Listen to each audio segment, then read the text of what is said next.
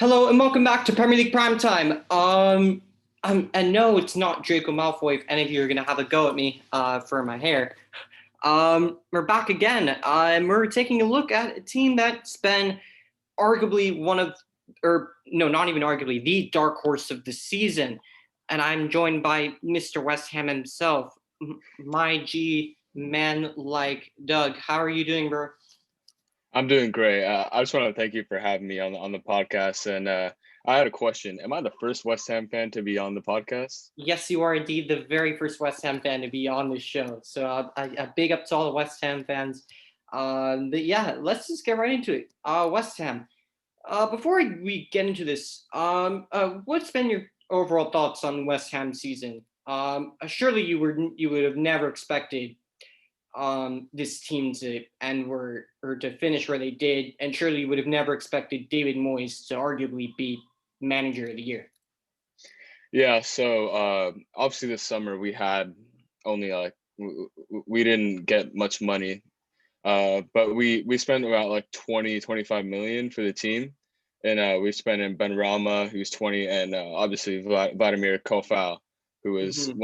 one of the best right backs of the season, in my opinion, for only 5 million. So Yeah. honestly, with that amount of money, it was kind of tough to it was kind of tough to have good thoughts about the season up to come. And the first two games, God, they were bad. We lost 2-0 to Newcastle, and then we lost to I think the second Arsenal. one's worse. Second one's Yeah, definitely worse. especially since it's Arsenal. But yeah. So after those two games, I was like, wow, our season's over. We're going down in the championship. Especially, we had a really hard like run of games too. We played like United, City, Leicester, like just teams like that back to back to back, and we actually did Yeah, okay. So yeah, you I guys did was I very was well. surprised. Yeah, you guys have been. West Ham have been.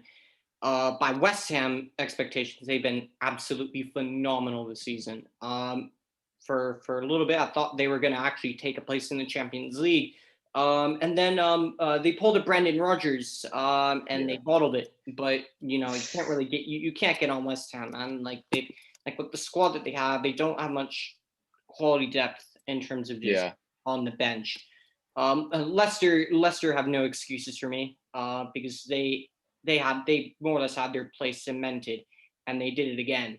But West Ham, you got to let them off the hook, because them being in the Europa League alone, my predictions. I think everybody predicted that David Moyes was going to be the first one sacked on the sack race, and he's arguably manager of the year. right. But yeah, let's get right into this. So we have a bit of stay or go. Let's start off with Lucas Fabianski. I think his contract actually expires at the end of this season or next season. He's Yeah, I been believe it definitely does. one of the best goalkeepers in the Premier League this season. I'm not hearing any of that Ederson, excuse my language, but not any of that Ederson bullshit. Because if you looked at the defense he had in front of him, there wasn't really much room to work. He's a great goalkeeper. Don't get me wrong, but Lucas Fabianski, just talent alone, and with the players he has at his disposal in front of him, um, he's done very well this season. Would you say, yeah, let him go, bye bye, see you later, and upgrade and get better, or would you definitely time to a new contract? You know what? I think he's been a very valuable asset to West Ham these past couple of years, and he's been honestly like one of the most underrated keepers of the Prem because almost every year that he's been at West Ham, he's been getting like the most saves. But you could say that's because our defense is kind of crap. But I think that he's a bit older, but I still think that he should stay and become our backup in case we need him. So I'm going to stay with this one. All right. So Lucas Fabianski stays, but Doug says that they need a new goalkeeper. We do. Um, Next we have Issa Diop. A bit of a surprising one. Who puts on the list? Issa Diop, I rate him very highly. Like all decent Premier League defenders, links to Manchester United. There's links to Arsenal. I think links to Chelsea. Um, Still very young. Young French, signed from I think Toulouse. Um, I Back in believe so. 2018. Um, Yeah. Very, very, very good player, but just doesn't seem to be first choice under David Moyes this season. Hasn't got a whole lot of playing time. Would you like to see this guy stick around, or would you sell him and raise some funds for the transfer window? I think that he's actually quite good. He has his moments where, he's not as shiny, but I feel like every center back does. Um, he's like you said, he's young, and I think that he could be like a valuable asset in the future, especially since Ogbonna is getting older, and our new signing Dawson, he's also up there too. So I think he'd be a good thing, a good player to keep for the future. So I'm also going to stay with this one. All right. Fabian Balbuena. Another one who's getting sort of older. He's getting older. Yeah. Um, Especially in that back three, David Moyes is selecting him almost every week. He's played decently well this season. But of course, Fabian Balbuena, you can definitely upgrade and get better. Would you cash Mhm. in and say, yeah, let's take this to the next level? Or would you keep him around and see him as a valuable squad player or an asset to the side? What's actually interesting is that I think he's already rejected the contract extension, and I think he may be leading back to a team in Paraguay. I'm not sure, but even if he were to stay, I would say that he should probably, you know he's probably going the go section because he, like you said, he is older, and he hasn't been picked by David Moyes as much as like Diop, Ogbonna, or Yeah, Dawson. as of recent. As of recent, he had a spell where he was playing every game, but he just kind of fell off. So for me, it's a go. All right. Ryan Fredericks. He's 100% going to be a depth signing behind. He's going to be depth behind, a flying Vladimir Kufal, who's just. I put him in. I'm pretty sure I put him in my team this season over Cancelo. As great as Cancelo is, I just think Kufal's been something totally different. Definitely one of the most underrated right backs in the Premier League. But Fredericks, he's been in and around the squad for some time now. And as I said, clearly second choice. But he's very, very pacey. And uh, just for the fun of bantering Arsenal, he's definitely a better version of Hector Bellerin because he has pace and he Yeah, can actually cross the ball. Would you keep Ryan Fredericks around, or would you say, nah, we should get better cover than this? See you later and cash in. honestly, Ryan Fredericks is one of my favorite West Ham players. He's Whenever he plays, it's just I love watching him play. He's super fast. He's he's a valuable asset to the attack as well as like the defense. Yeah, it's definitely a stay for me. He's been very good when I've watched him play, and if Kofal gets injured, then he's gonna be there, and it's not gonna be that big of a it's not gonna be that like tremendous Yeah, of a a drop. downfall for West for yeah. So it's definitely a stay for me. All right. Looking at the next two, and I'm gonna throw them just into the same category here because they're the same kind of player in terms of position. Arthur Masuaku, I'll start with him. Came in again in summer of I think the summer of 2017. He came in. Was I think he came in as a winger, but then he was converted as a left back. But under David Moyes, you've seen him whenever he's gone with that back three, back five, he's been that left wing back.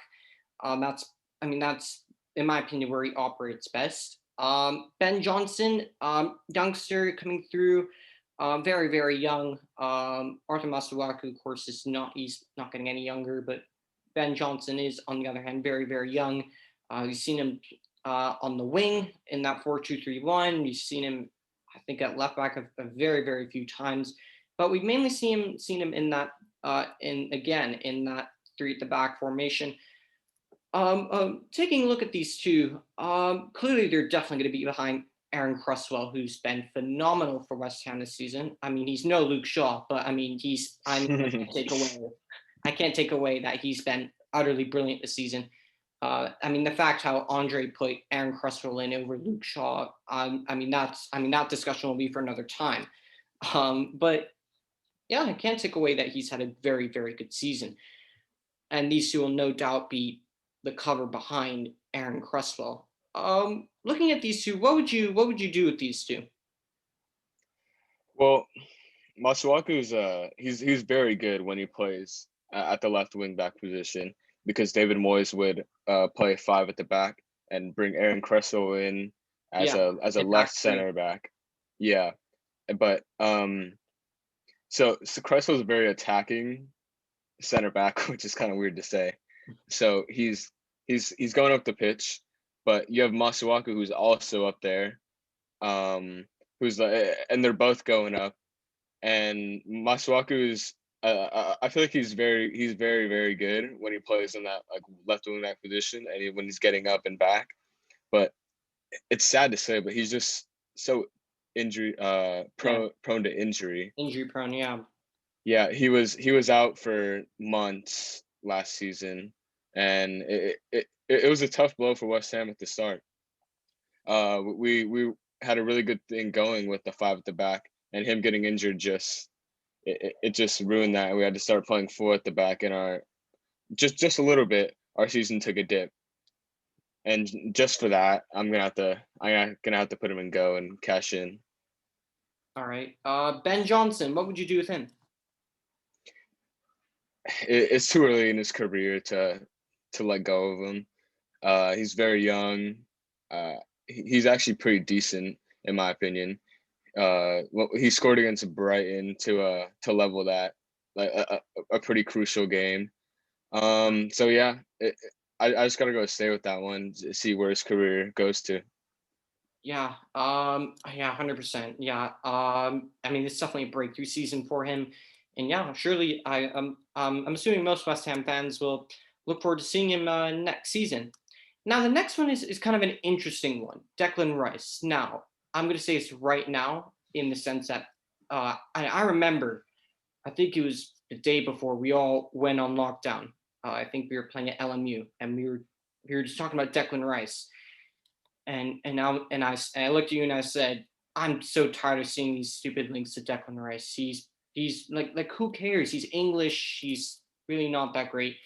Fast forward a year, Declan Rice for me is number one on Manchester United's priorities. Of course, it will take obscene amounts of money if we were to sign him. But let's say one of those obscene offers of £100 million or £110 million came in for Declan Rice. Would you say, yeah, looking at the money given, cash in, and just you have so much money to improve the entirety of West Ham. You can go to many areas.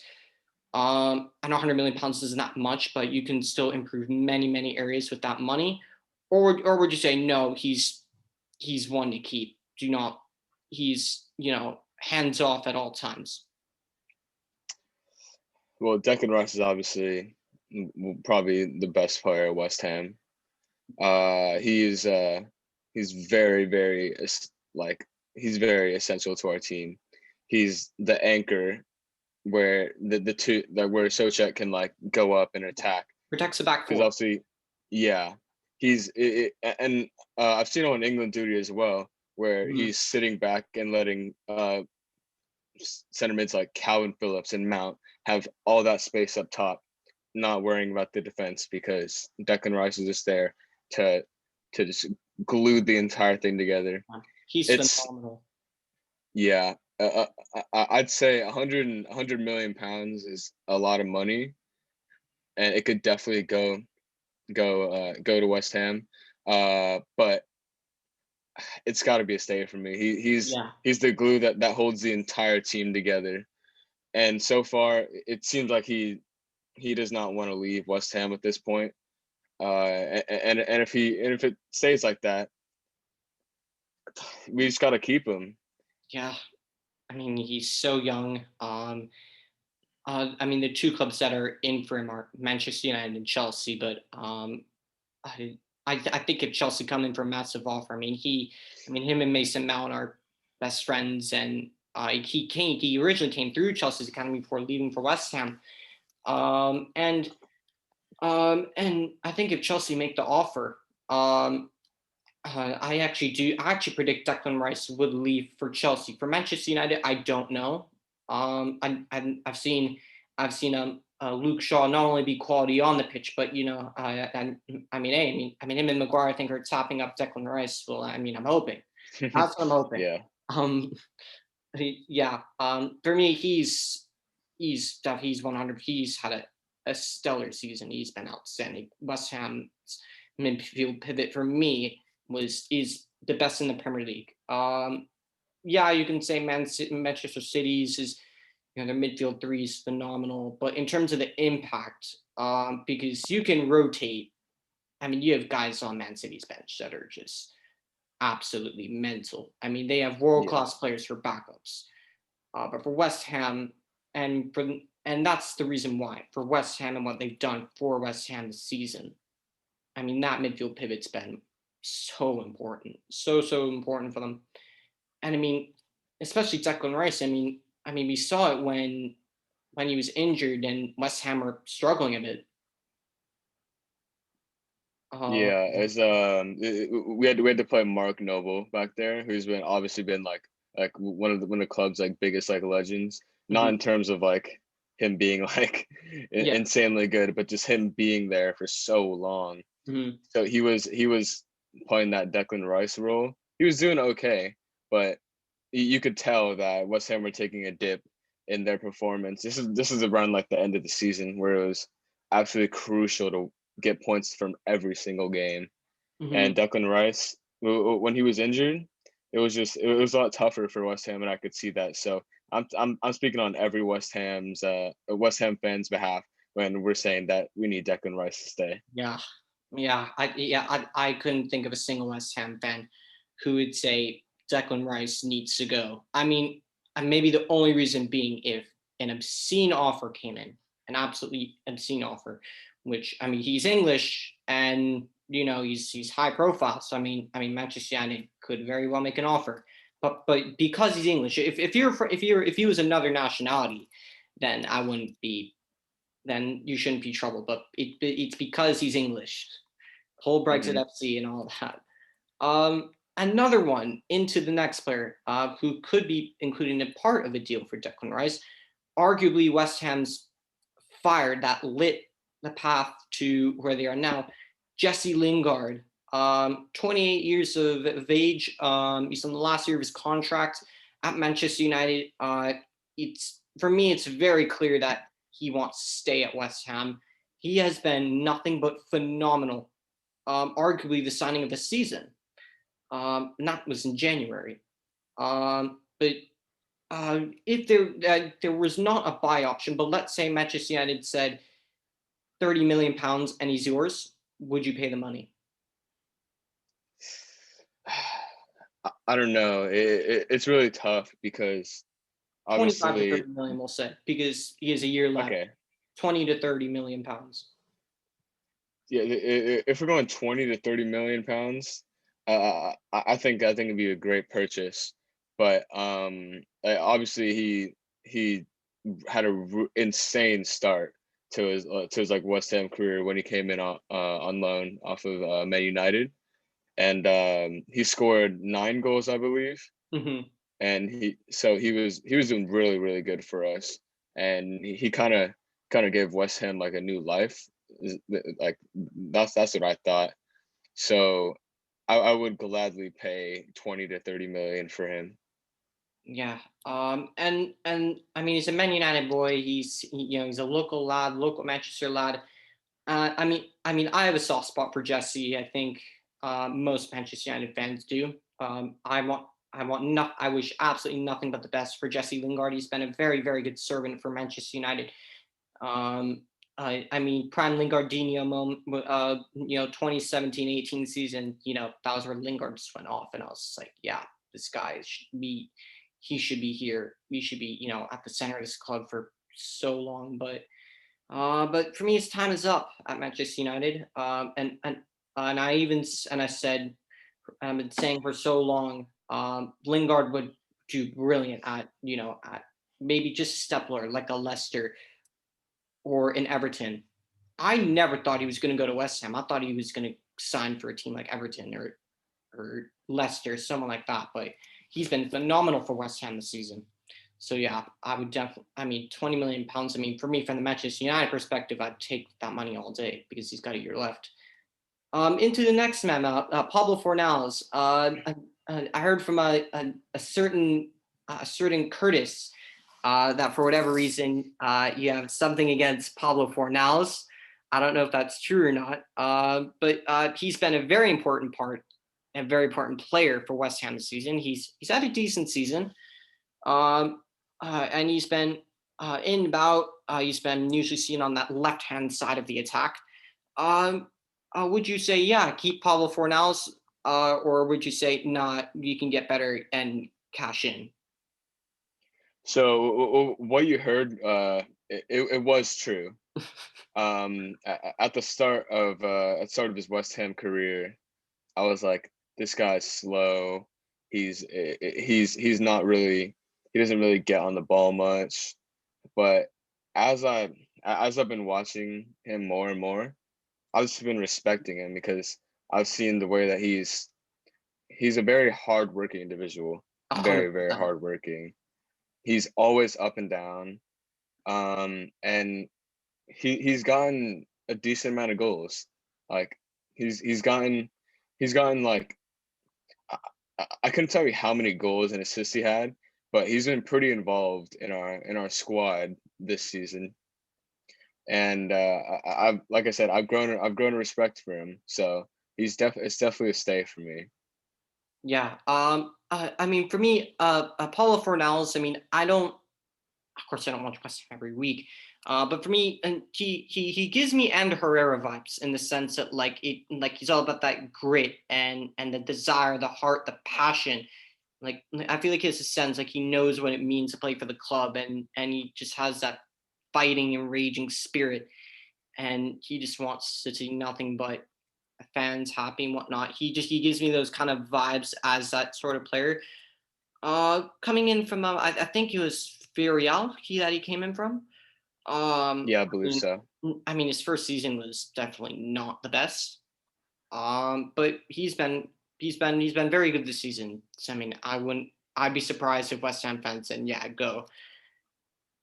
Andriy Yarmolenko. Now, this is a signing that I thought would light up West Ham for years.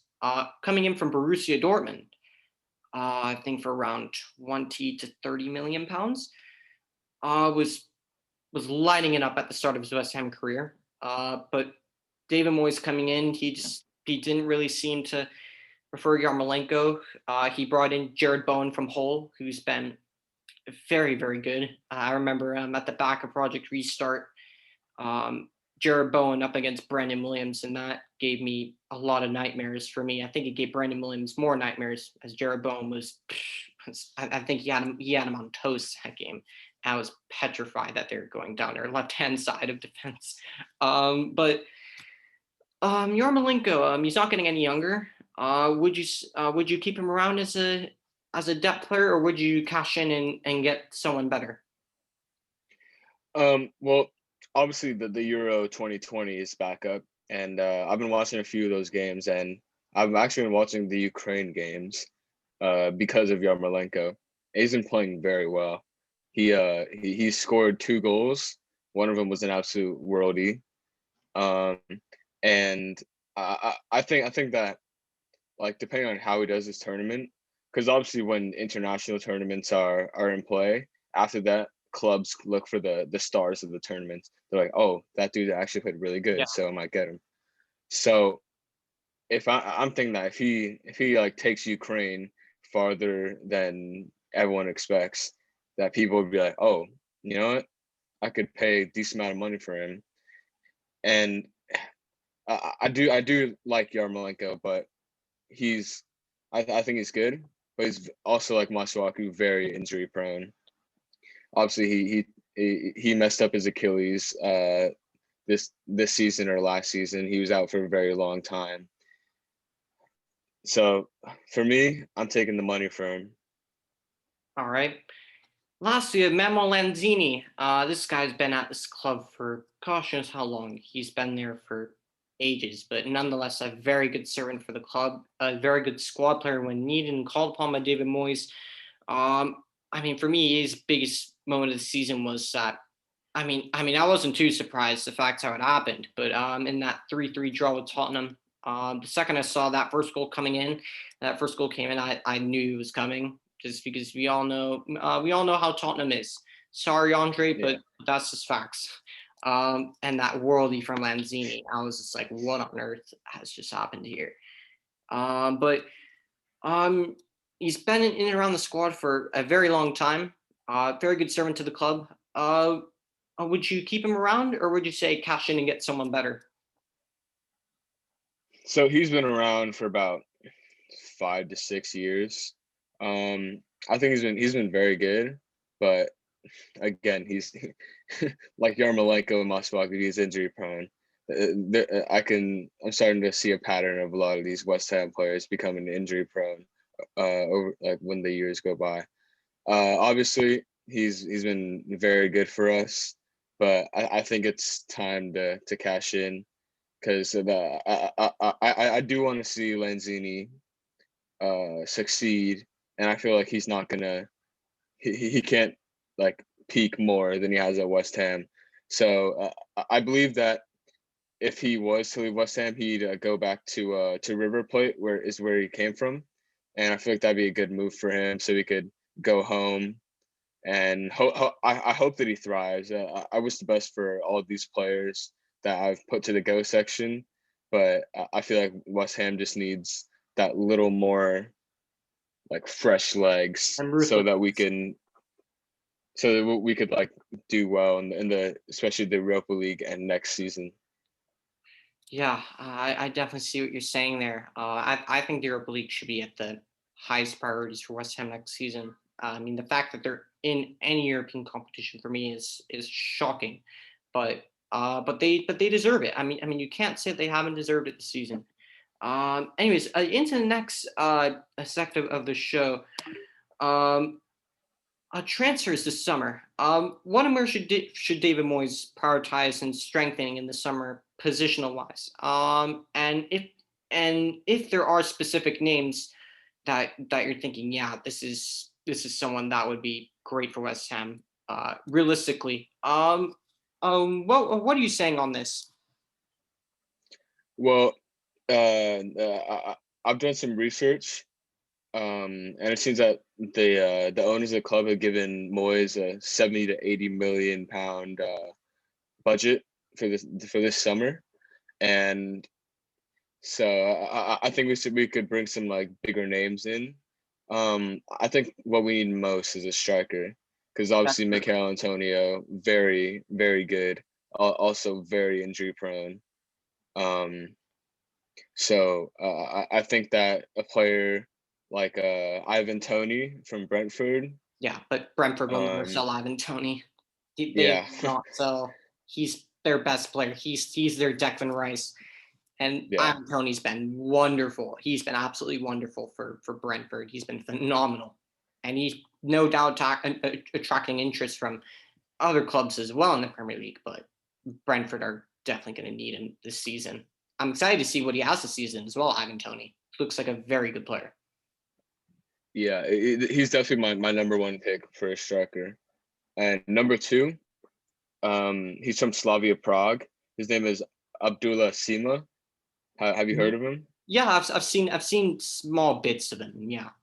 Yeah. So he's been pretty good for Slavia Prague, and of course we have Thomas Socek and Kufal who have come from Slavia Prague and played with Sima, and they both praised him heavily. So he'd be my number two, and then I don't know why, but David Moyes likes Tammy Abraham for Yeah, some I was reason. about to ask, like their strikers like Tammy Abraham's been mentioned from Chelsea, Giroud. I think, and yeah, would you take Tammy Abraham? No, because his wages are very high, and also he Chelsea would want 40 million plus for him, I heard and I that just don't think that's a lot. they reduced to around 30 million pounds for Tammy Abraham, and that he would be willing to take a wage cut if he left. Um, the wages, like I think I think it's a good sign if he's thinking of taking a wage cut, but I still think 30 million's a lot for him. He's I've seen him play. He's obviously good, but I think for 30 million we can get some more quality in our team. Yeah, fair enough. Are there other areas that you would also strengthen the pitch? I mean, just looking at your central midfield, behind Socek and Rice, there isn't a whole lot of cover there. If Jesse Lingard doesn't stay, you definitely need a creative player. I think as of right now, you're good on the wings, maybe a backup left back, maybe even a new goalkeeper. I mean, if you were to give three positions to strengthen, where would you strengthen other than the striker? Three positions. Honestly, I could name 11 positions that need more strengthening in our squad. We have very low depth, like almost like little to no depth in our squad, and it's really sad because our owners they just don't dish out the amount of money that we need to I feel be I feel like you're an playing elite on a club. far less level because I cannot compare Manchester United spending to West Ham. But in terms of Yeah. owners that don't necessarily care all that much, I can definitely sympathize with that. So so the top three positions. Number one is striker. Number two is center mid, and number three is I'd probably say center back Okay. because we need we definitely need a striker because Antonio is pretty injury prone, and if we were to sell Declan Rice, which I'm praying to God that we don't, No, I don't. I think he'll stay at West Ham. To be honest with you. it's good to hear that. Um, and also Mark Noble, his contract is expiring after this season. Sorry, after the next season, and he's also going to be retiring.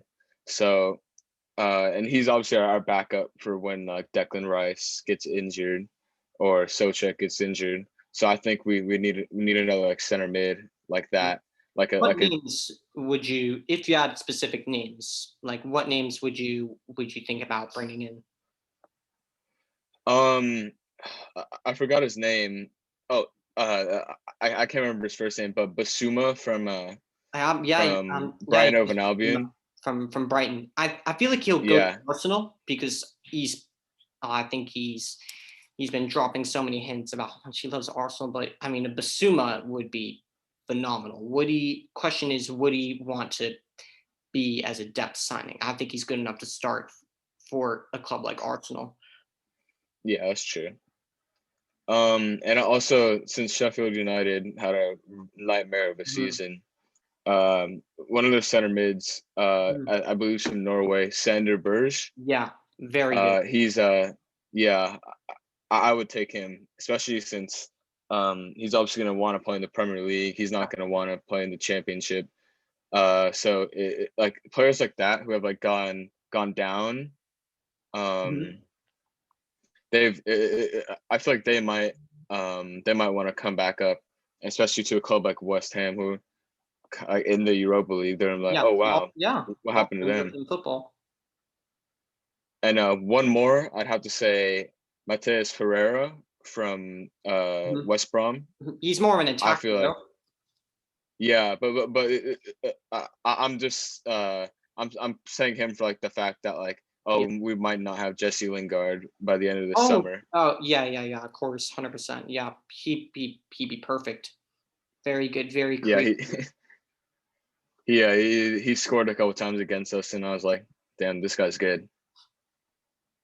And for center back, what names would you be thinking about? I mean, you already have Craig Dawson, which I honestly had, other than desperation, I was confused why West Ham signed Craig Dawson. Yeah.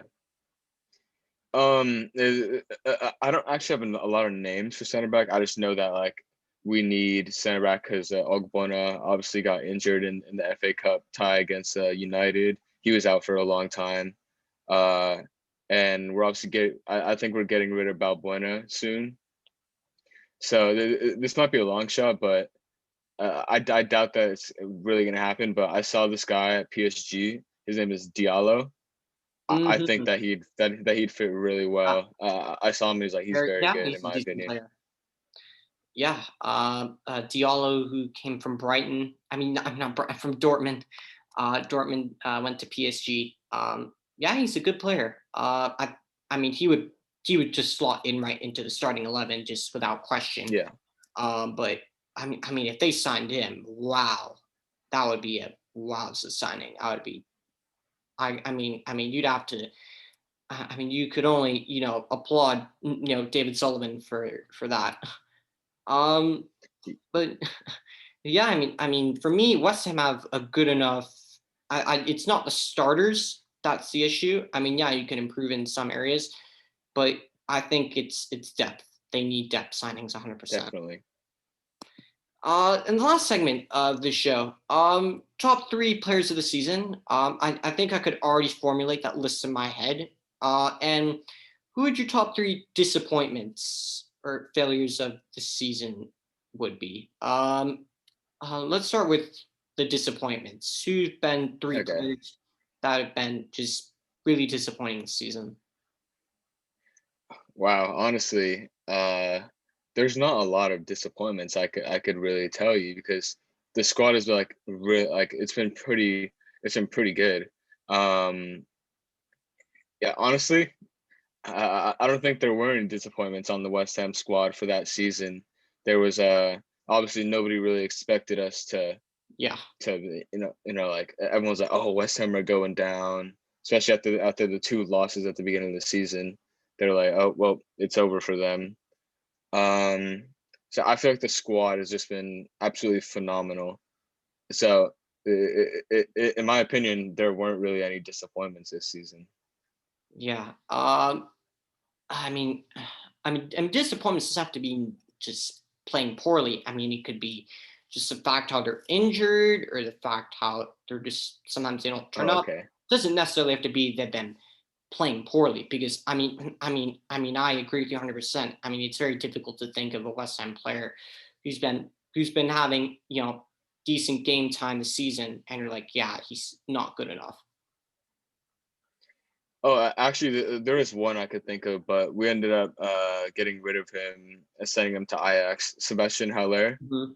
He uh, he didn't really fit in to our style of play. Um, Obviously, he scored some pretty important goals, but he just wasn't fitting in with the squad, and I think that he was probably the only like disappointment of the season. But in terms of injury, I feel like we could have done a lot better if Declan Rice didn't get injured or Michael Antonio or Ogbonna didn't get injured, because we could see that when they were left out of the squad, there was like a dip in our performance. So yeah, the only like performance disappointment would be Haller, and then the three injury disappointments would be Declan Rice, Michael Antonio, and then Ogbonna. Yeah. Now, probably the harder part, actually, the top three players of the season. In terms of just performance-wise, who'd your top three players of the season be? Yeah, it's tough because there's a lot of shining stars in our squad right now. Obviously, I'd put Declan Rice at number one. He's been, like I said before, he's been the glue that holds the whole team together. Number two, it had to be our top scorer, Antonio. He's been an absolute freight train up top. He's scored some important goals for us. I think he's very, very good. Apart from the fact that he's injured every other game. And number three, it's a race between Socek, Sofal, Jesse Lingard, and then Cresswell. But I think I'm gonna have to go with Socek because Yeah. he played every single minute of the season. Uh, he was I think he was the second top scorer in our squad, tied with Jesse Lingard as like a center mid. I think that's very, very good. He as well as like up top, he was a threat for corners All the time. and He scored free against us. kicks.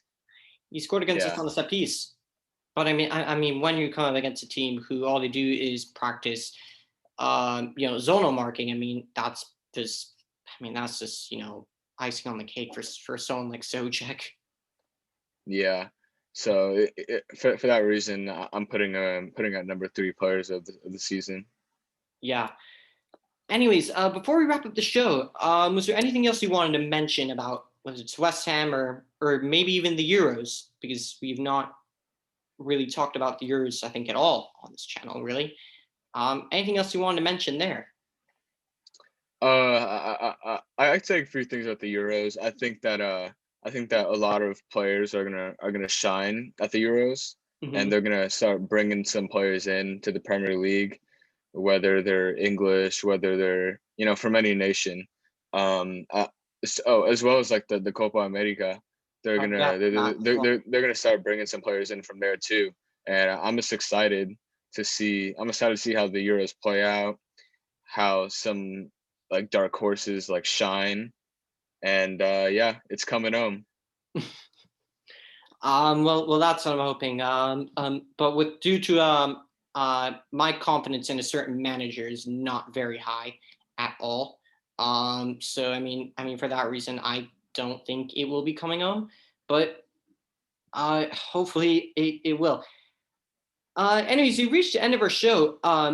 If you've loved everything that you've seen from man like Doug here, smash a like on this video and look at our other platforms in the description below. And wherever you're watching this in the world, have a great day / evening.